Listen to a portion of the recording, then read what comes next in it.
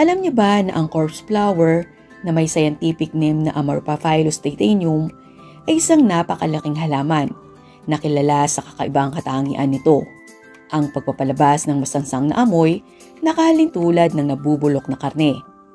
Kaya naman tinawag ito ng mga Indonesian na bunga bangkay, na ang ibig sabihin ay bulaklak ng bangkay. Ito ay isang bihirang tropikal na halaman na katutubo sa Equatorial Rainforest ng Sumatra sa bansang Indonesia.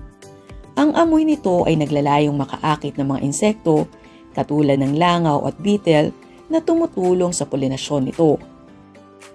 Isa ito sa pinakamalaking bulaklak sa mundo. Umaabot ito sa taas na 10 talampakan. Ang masangsang na amoy nito ay lumalabas lamang habang ito ay namumulaklak, na nangyayari tuwing ika-7 hanggang 10 taon. Tinawag itong corpse flower dahil sa amoy nito. Matatagpuan ito sa mga kagubatan ng Sumatra, Indonesia. Ngunit bihira at nanganganib dahil sa pagkaubos ng tirahan nito. Karaniwan itong itinatanim sa mga botanical garden at itinuturing na atraksyon kapag ito ay namumulaklak.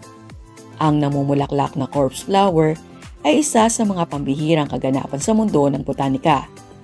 Kaya ito ay nagiging malaking balita sa mga hardin at siyentipikong komunidad.